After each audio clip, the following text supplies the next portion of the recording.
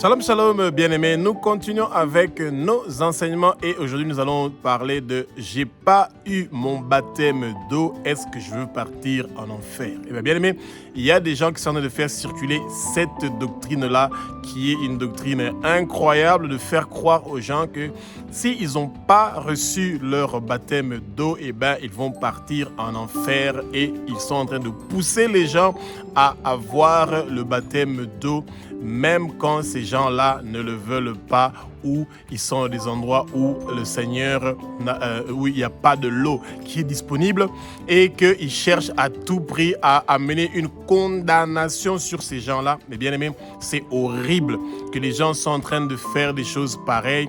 Eh bien, rappelons-nous seulement d'une seule séquence. Du voleur qui était avec Jésus sur la croix.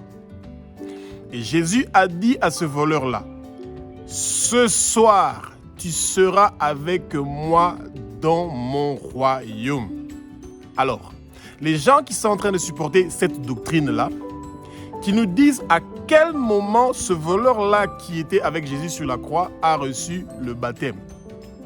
Mais, le fait que cette personne-là a reçu Jésus, ça veut dire qu'on reçoit Jésus, on reçoit le baptême du Saint-Esprit.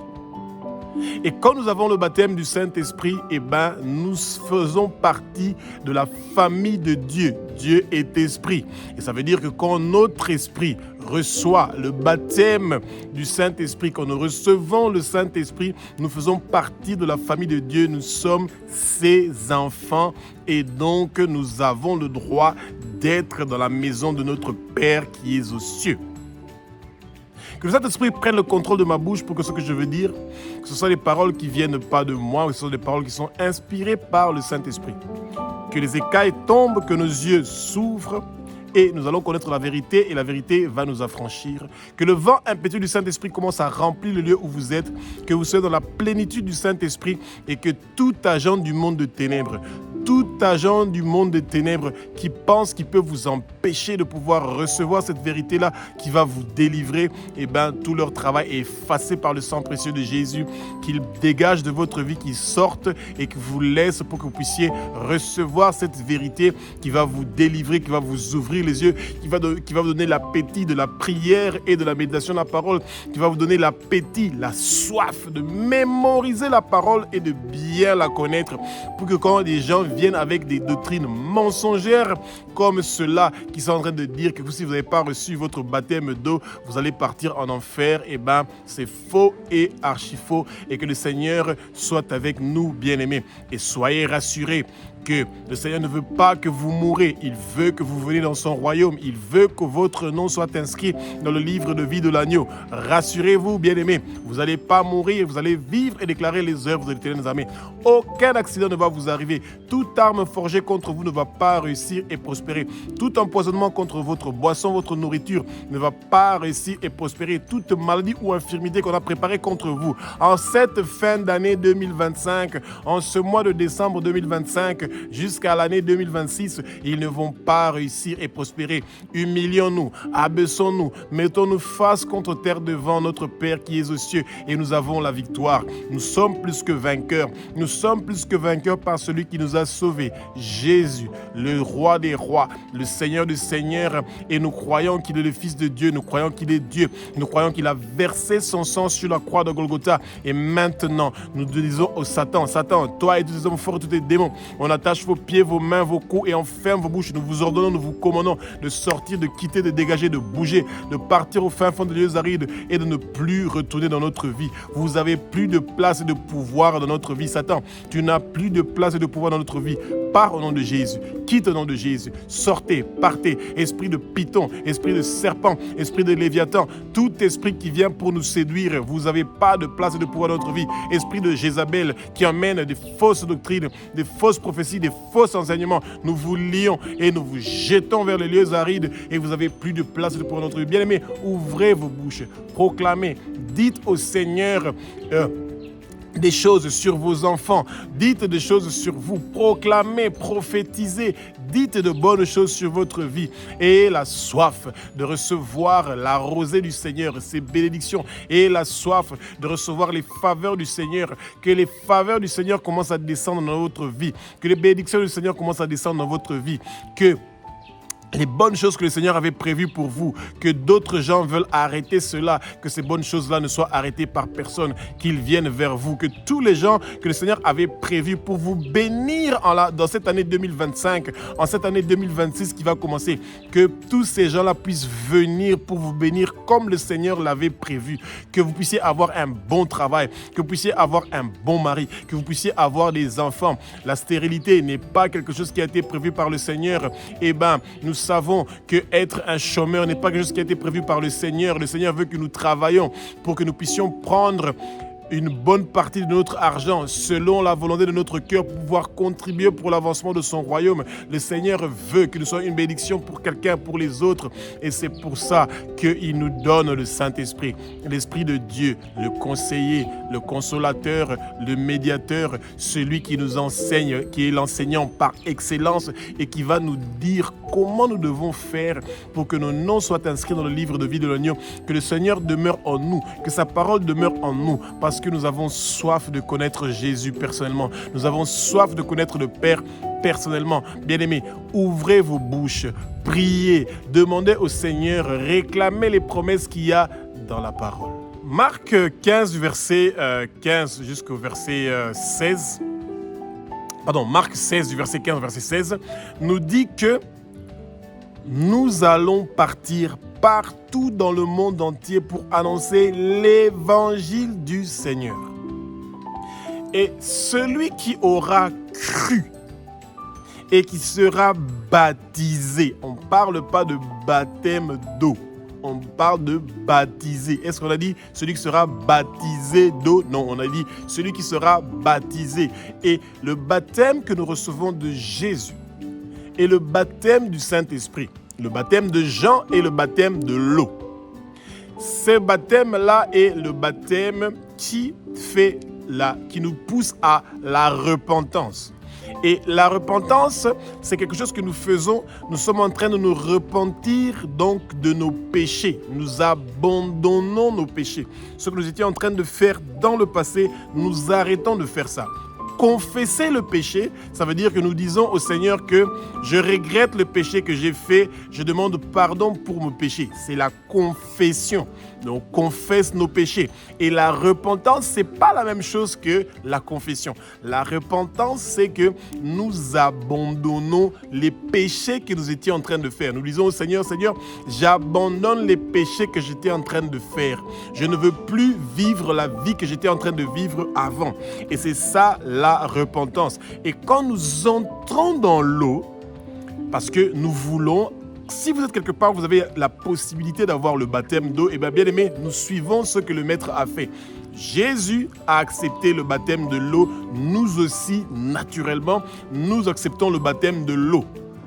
Et pourquoi nous acceptons le baptême de l'eau? Quand nous entrons dans l'eau, une seule fois, nous nous repentons de nos péchés et à notre sortie, cette eau-là qui est symbolique commence à arroser les semences que Jésus a mis dans notre cœur. Et cette eau-là pure commence à faire grandir ces semences-là. Ça devient des arbres qui vont donner des fruits. Et c'est pour ça que nous acceptons d'avoir ce baptême-là de l'eau. Cette eau-là continue à arroser nos semences, à les donner la croissance, et c'est en train de grandir. Dieu nous fait grandir. Après que nous ayons reçu le baptême de l'eau, nous avons eu l'eau qui est en train d'arroser notre vie, et le Seigneur nous fait grandir parce que cette eau-là continue à jaillir dans nos cœurs. Et c'est ça que le peuple de Dieu doit comprendre, que pour que nous puissions grandir, que le Seigneur nous fasse grandir, il nous fait grandir quand nous sommes baptisés du Saint-Esprit.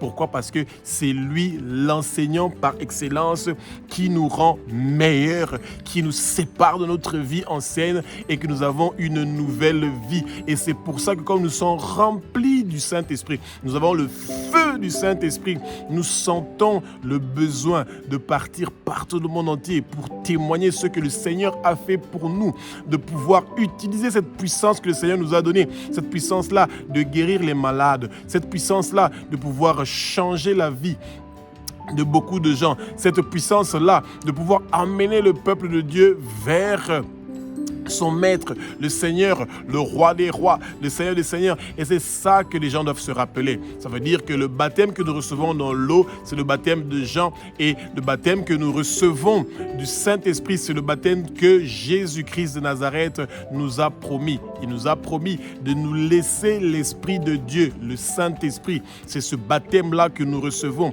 Et c'est ce baptême-là qui nous conduit à vouloir être dans sa présence, dans la prière, à vouloir étudier sa parole, à vouloir nous préparer pour le retour du Messie, les noces entre l'époux et son Église. Et c'est ça que le peuple de Dieu doit retenir.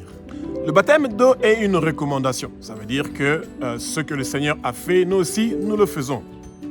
Jésus a eu le baptême d'eau, et bien nous aussi, nous faisons le baptême d'eau. Mais alors, quand vous êtes né, par exemple, chez les Bédouins, en Arabie Saoudite là-bas ou quelque part où il n'y a pas de l'eau, qu'est-ce qui va se passer? Vous voyez? Eh bien, que les gens qui veulent vous condamner que si vous n'avez pas eu le baptême d'eau et que donc vous allez partir en enfer, c'est faux.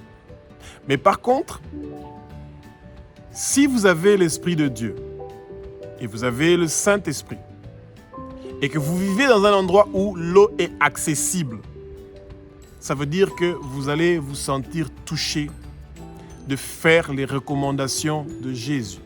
Celui, effectivement, d'avoir le baptême d'eau. Mais le royaume de Dieu n'est pas un royaume qui fait la condamnation ou qui aime la condamnation. Vous n'êtes pas condamné parce que vous n'avez pas eu le baptême d'eau. Je donne un autre exemple. Quelqu'un qui est au lit de l'hôpital. On va bientôt l'opérer. C'était un non-croyant. Et qu'il donne sa vie à Jésus.